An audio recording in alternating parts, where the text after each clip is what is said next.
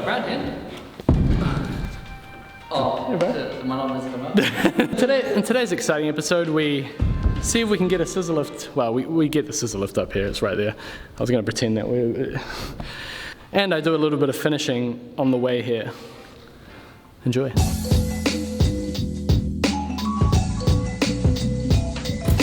So I'm going to start off by doing an architrave. The thing about this architrave is it needs what is called a double quirk. Have you ever had to do an architrave or wondered how you would do an architrave where the plasterboard sticks out more than the door jamb? That's what I'm going to do now. I'm going to show you how I deal with that conundrum. The first problem I have is this piece of wood is very thin and I'm going to be attaching stuff to that, so I need to widen this area.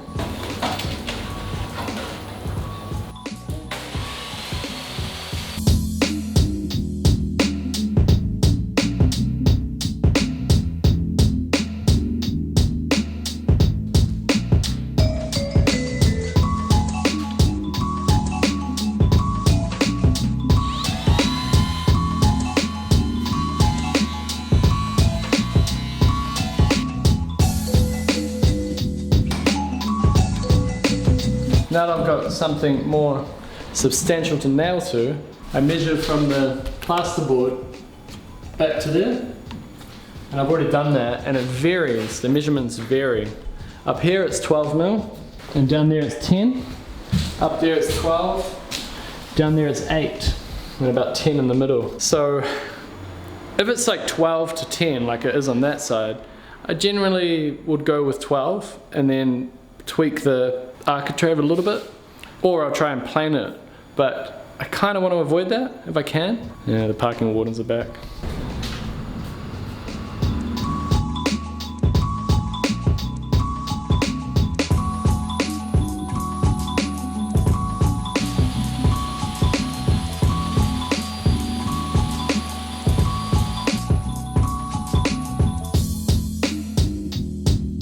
Basically, that's 8 mil there, and I want it to go to 10 in the middle, so I'll just do it freehand.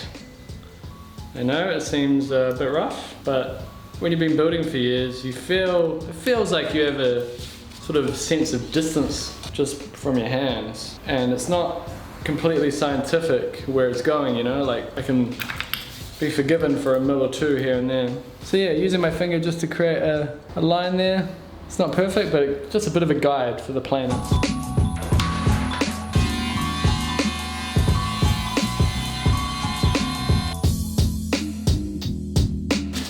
And then once I know that the thickness is right, I always put a bit of glue on these packets because they're often quite thin. I don't want the nail to be the only thing holding it. So having that extra bit there allows me to nail this to something. Now they're flat.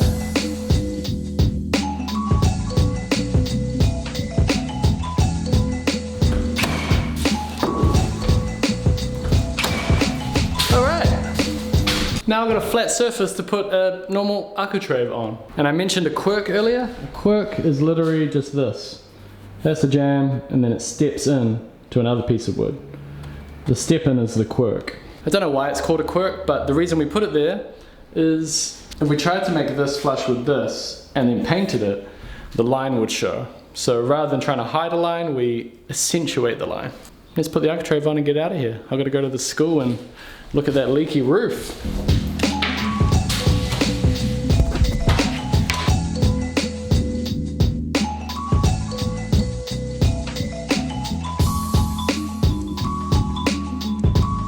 This is the part that puts the double in the double quirk.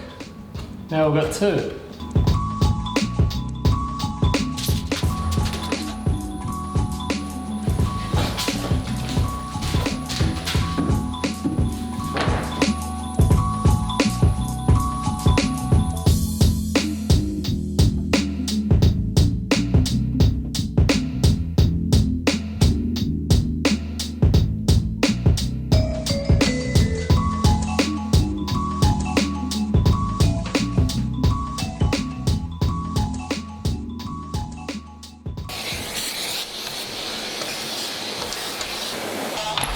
In hindsight, maybe I shouldn't have got all set up for one architrave. But I've got so much work coming up, I just wanted to do whatever I could do while I was here.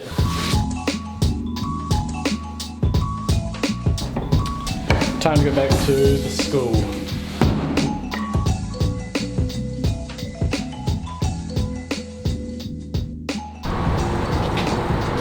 Hey, bro.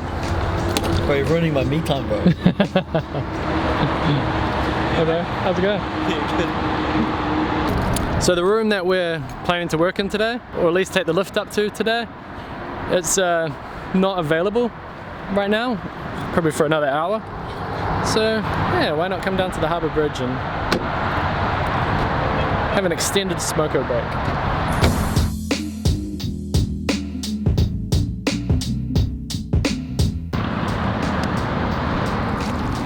Shall we go? Yeah. Alright. It's always a nice view of the harbour bridge there, but now it's time for business. We have to go to the job, that's right, business. We have to go to the job, move the scissor lift from one side of the school to another. It involves a hill, it involves small wheels on a scissor lift that aren't designed to go outside really. A few obstacles here, but I think we can overcome them. Cue dramatic music. Oh, that's Pato? No, try him. You don't want to be the guy? There we go. Yeah.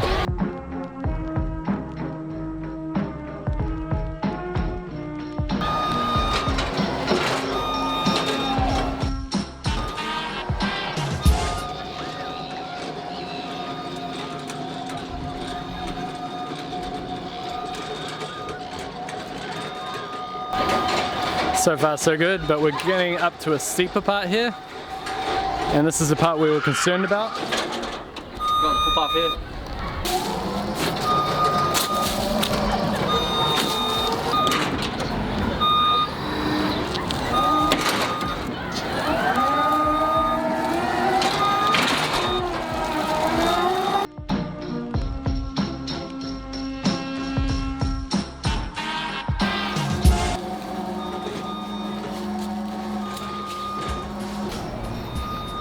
So here is the building that we're working on, and that building was built in 1863, so pretty old for New Zealand.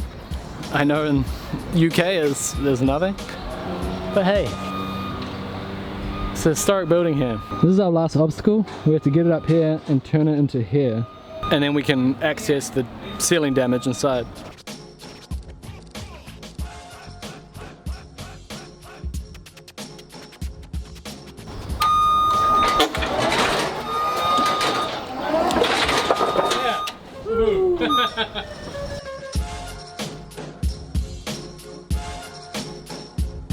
Years of gaming means Pato's an expert. Okay, whoa.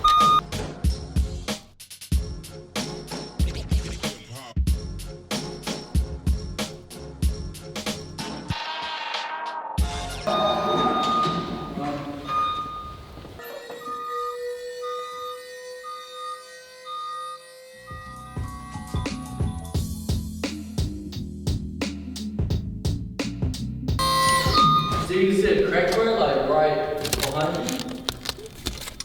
Above your head? Oh yeah. And this looks like where the water pump sits in the sun. Yeah, I can see it back here too. Yeah. Scary though, eh? When you're this high. Whoa. Yeah, it'd be cool if you had like harness to the ceiling and you can rock as much as you can just to see how much you can. So here's the ceiling. You can see the damage there. That is moving. Oh man. I reckon I could just push a hole in that. You know what it feels like? Yeah. Like it's real. Look at, oh, there you go. There we go. So yeah, I can push a hole in that. So the damage goes back to here, and it's a little bit harder over here.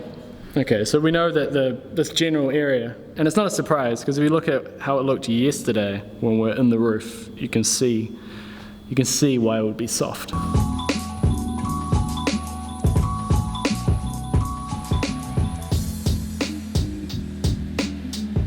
But Basically, the ceiling is, you know, it's an old building, so the ceiling is like horsehair or something, all cross-hatched over each other, and then they plaster over that.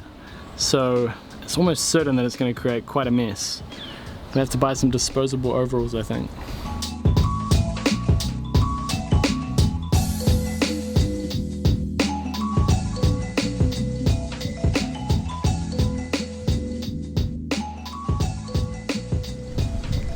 You right there, Potter? That's okay. Scoring some free firewood there.